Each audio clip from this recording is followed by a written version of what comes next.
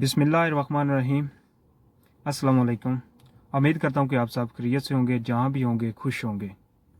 पिछली वीडियो में मैंने आपको कनाडा के विज़िट वीज़े के बारे में बताया था, टूरिस्ट और विज़िट वीज़े के बारे में। इस टाइम टूरिस्ट वीज़े की बहुत अच्छी रेशियो जा रही है। तकरीबन सब के वीज़े लग रहे हैं। 95% लोगों के वीज़े लग रहे हैं। 500 में से 5 ऐसे हैं जिनके रिजेक्ट हो रहे हैं। बहुत सी उन्होंने नरमी कर दी है। अभी तो ये भी न्यूज़ आ गई है कि ट्रैवल हिस्ट्री की कोई इतनी वैल्यू नहीं, वो नहीं देख रहे कि ट्रैवल इसने किसी कंट्री का ट्रैवल पहले किया है या नहीं। और दूसरी जो सबसे बड़ी रिजेक्शन की वजह बनती थी वो था एक उनका कानून, एक शिक थी,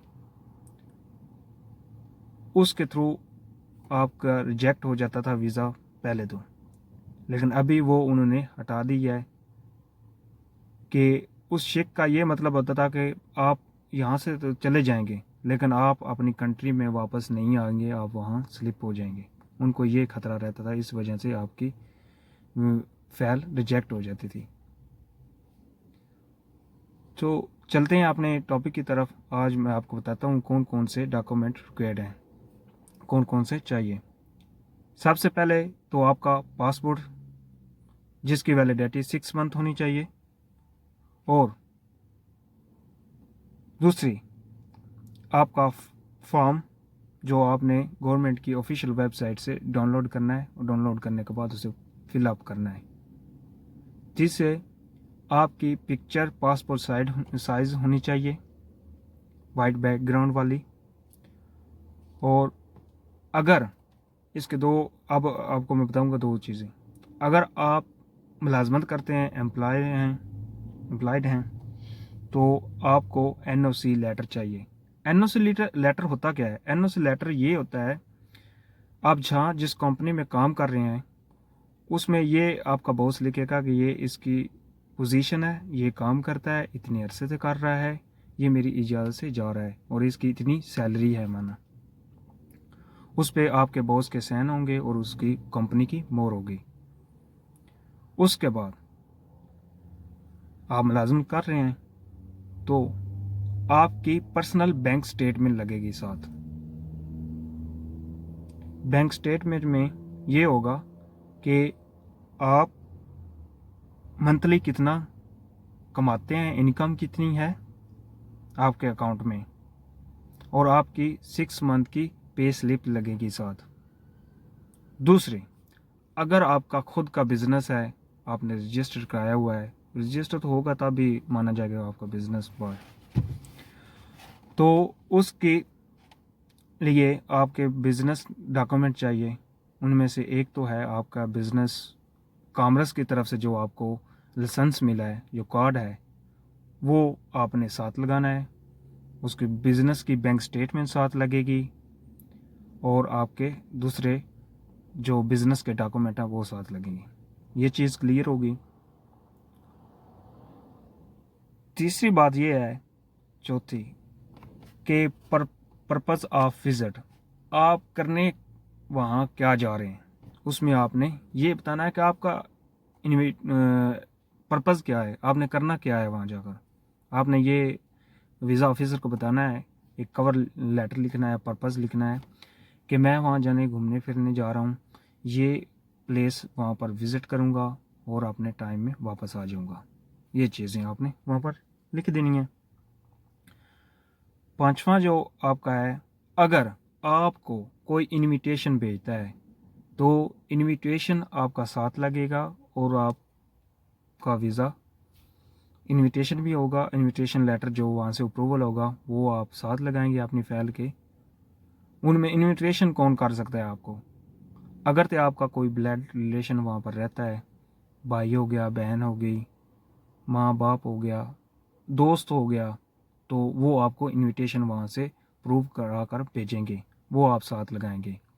अगर दूसरी सूरत, अगर आप कोई सेमिनार अटेंड करने जा रहे हैं, किसी कम बिज़नेस के लिए आप जा रहे हैं, बिज़नेस मीटिंग के लिए, वो वहाँ की जिसके साथ आपका बिज़नेस मीटिंग होगी, जहाँ सेमिनार होगा, जो इवेंट होगा, उसकी जो उसकी सरबराही वहाँ पर कर रहा है वो आपको एक लेटर भेजेगा, उस इनविटेशन लेटर कहते हैं, वो वहाँ की गवर्नमेंट से अप्रूवल होगा।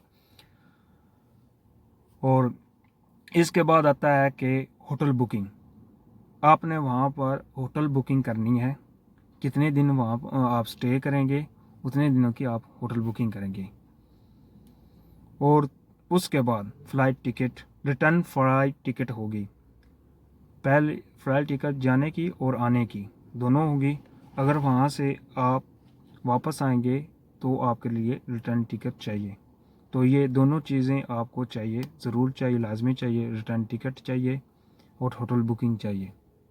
होटल बुकिंग में एक चीज़ मेंशन करना मैं भूल गया था, होटल बुकिंग में आपका एड्रेस सब कुछ वहाँ का लिखा होगा, कौन सा होटल है, उसका नेम क्या है, एड्रेस क्या है, फिर उसका नंबर, ईमेल, सब कुछ लिखा होगा। वो हो सकता है आपसे वीज़ा ऑफिसर पूछ भी सकता है। और फ्लाइट टिकट होगी, रिटर्न आने जाने की, जितना टाइम होगा उसके टाइम के अंदर आप वापस आ जाएंगे, अपना टाइम पे एंड पे आप वापस अपनी कंट्री आ जाएंगे। उसके बाद आता है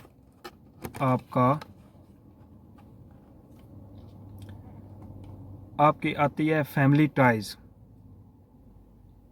फैमिली टाइज का मतलब ये होता है, अगर आप शादीशुदा हैं तो आपका जो निकाहनामा है वो साथ लगेगा आपके आप उसके बाद अगर फैमिली टाइज में ये होगा कि आपका सोर्स ऑफ इनकम क्या है।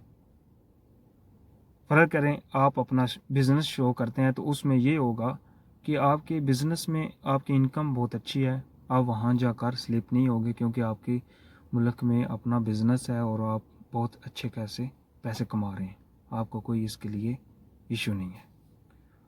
वहाँ पर वीज़ा ऑफिसर सेटिस्फाई हो जाता है कि जब आपकी होम कंट्री में फैमिली टाइज अच्छी होगी। और उसके बाद सबसे बड़ा जो डॉक्यूमेंट है वो है बैंक स्टेटमेंट। कुछ मेरे दोस्त बैंक स्टेटमेंट सोचेंगे कि हम एक दफ़ा तकरीबन 10, 20 लाख, 30 लाख रुपए अपने अकाउंट में डला लेते हैं, ये हमारी बैंक स्टेटमेंट होगी। लेकिन नहीं, बैंक स्टेटमेंट आपके 6 मंथ की होगी और वो होगी आपकी, अगर फ़र्क करें आपकी इनकम आ रही है 1 लाख रुपए, वो इनकम आप डायरेक्ट आपके अकाउंट में आ रही है, उसमें से आप कुछ 40% आप, जो 40% है वो आप वहाँ पर यूज़ करेंगे, सॉरी 60% आपकी अकाउंट में रहेगी। हर माह कभी 60%, किसी 65% आपके अकाउंट में रहेगी, कुछ आप यूज़ कर लेंगे। वो 6 मंथ इसी तरह करते रहेंगे। ये एग्जाम्पल के तौर पर मैं आपको बता रहा हूँ। तो इसी तरह आपकी बैंक स्टेटमेंट मानी जाएगी। बैंक स्टेटमेंट होनी कितनी चाहिए, क्लोजिंग बैलेंस आपका होना कितना चाहिए, जो इस वक्त देखा जा रहा है वो ये है कि पाकिस्तान के लिए मिनिमम जो बैंक स्टेटमेंट क्लोजिंग बैलेंस है वो आपका 20 लाख होना चाहिए। ठीक है, अगर इंडिया से हैं तो आपके पास 7-8 लाख भी ठीक है, चल जाएगा। और वो लेकिन मेंटेन होनी चाहिए, ये नहीं होनी चाहिए किसी से पैसे ले उठा कर रख दिए, वो नहीं मानेगा, वो रिजेक्ट भी हो जाएगा। लेकिन इसके इतना इशू नहीं अब, क्योंकि अभी बैंक स्टेटमेंट का और ट्रैवल हिस्ट्री का इतनी अकाउंटेबिलिटी नहीं की जा रही, सिर्फ आप जाने वाले बने। हाँ, ये एडवाइस होनी भी चाहिए, लेकिन आप प्रिपेयर रहना चाहिए। बैंक स्टेटमेंट के अंदर आपने कुछ ना कुछ पैसे तो रखे हैं, अगले को ये तो पता चला कि आपके अकाउंट में पैसे हैं, ये वहाँ जाएगा, वहाँ पर इन्वेस्ट करेगा, वहाँ पर एक्सपेंस करेगा, उसके बाद ये रिटर्न अपनी कंट्री में आ जाएगा। ये थे वो डॉक्यूमेंट। अब बारी आती है कि आपने वीज़ा हासिल कर लिया, आप कनाडा चले गए। कनाडा जाकर सबसे अच्छा तरीका ये है कि आपको थोड़ा जो वीज़ा मिलेगा वो 6 मंथ का मिलेगा। आप 6 मंथ वहाँ रहें।